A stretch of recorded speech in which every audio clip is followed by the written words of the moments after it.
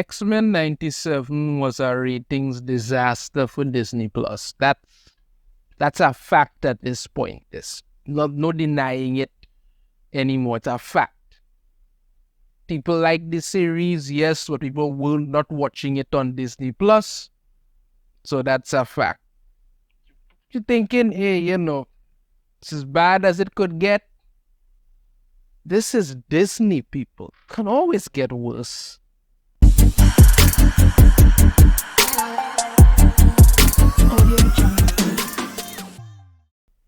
Yeah, it's you can't pretend it's not gonna get worse. I mean, this is Disney. They've made a habit out of screwing themselves over and then going back in to do it again. That's kind of their thing now. And a lot of people liked X-Men 97. Not going to get in any kind of debate on it here. Liked it, not a problem. Okay. But you should probably be worried about what's gonna happen with season 2 and maybe season 3.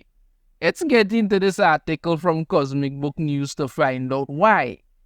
X-Men 97 changes. Season 2 revised. Season 3 gets What If, Ms. Marvel, Love and Thunder right there. Well, oh God, that should terrify you right there. That should terrify you right there. The news follows showrunner Bo DeMaio getting fired prior to the premiere. We still don't know why. There have been speculations, but we still don't have any confirmation as to why. Amid Bo DeMaio getting fired and X-Men 97 being a viewership ratings disaster, yeah, that's a fact, people. Don't bite my head off about that. It's just a fact.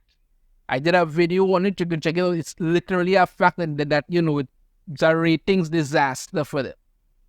It's learned changes are in order as season 2 has been revised and that season 3 will have the writer of What If, who also worked on Ms. Marvel and Thor Love and Thunder. Now, I've stated many a time before, Thor Love and Thunder is probably the worst superhero movie they've ever done. Probably one of the worst superhero movies they've ever done. Most likely the worst movie that, the MCU ever put out. People most likely went to see it because of Chris Hemsworth, but that didn't save it. While I was watching that, I had a few people in the cinema with me, and some of them actually got up and walked out of the cinema. So that should tell you. And Ms. Marvel needs no introduction. The worst MCU series ever. Worst ratings, Ms. Marvel. Understand? And the fact that, they have revised season 2. Because Bo DeMaio already completed season 2. And I believe he was already working on season 3 when he got canned. So they've made the choice now to change it. And I'm doubting that, they bring on this guy for season 3.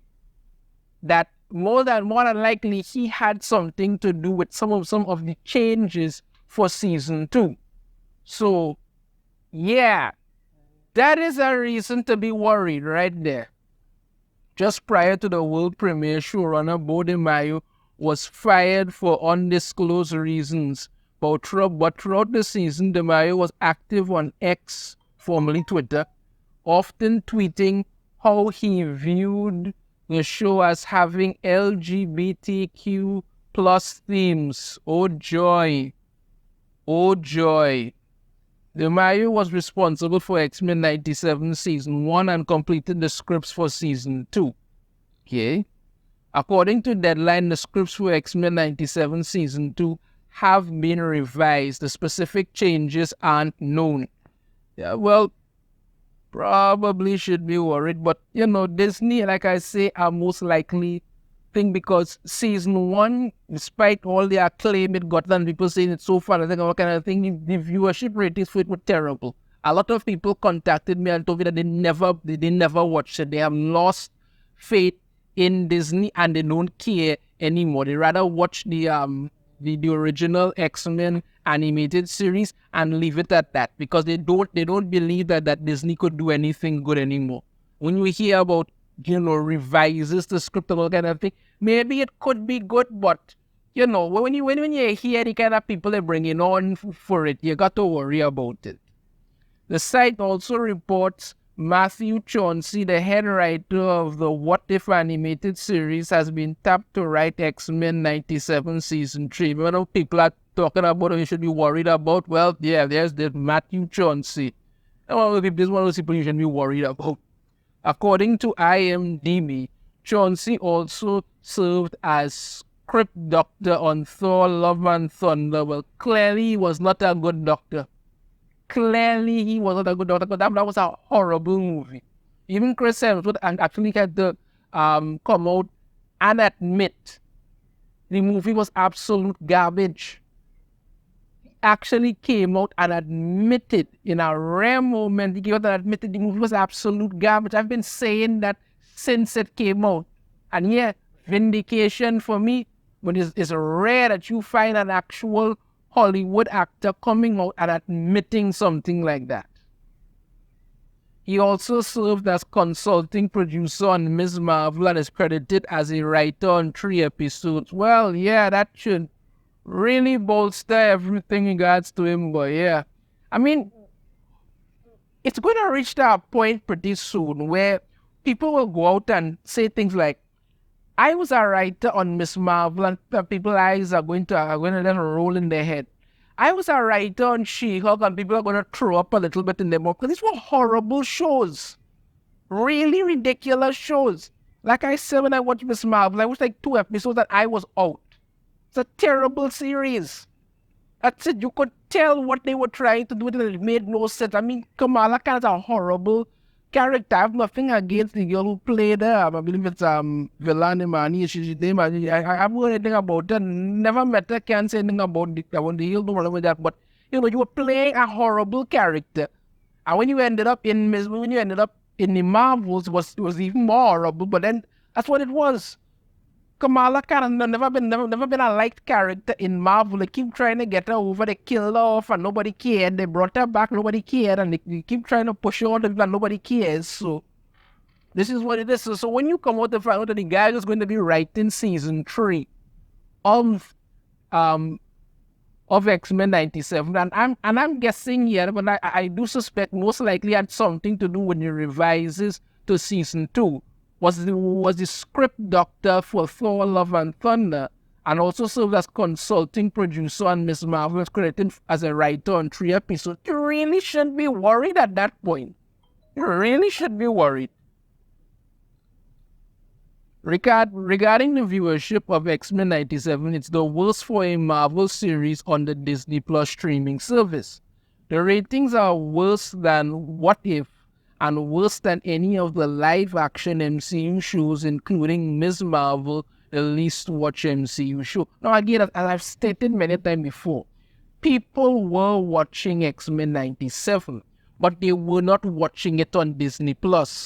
People would rather stream it online or wait until whatever and then watch it online, whatever. They rather do that because they were not supporting Disney+. People are sick, and then there are some people who just did not bother to watch it at all because Disney has burned their fans so badly that some people have just given up on them completely. So yeah, it literally had worse ratings than What If and Miss Marvel. And I actually, like I said before, I did a video on it.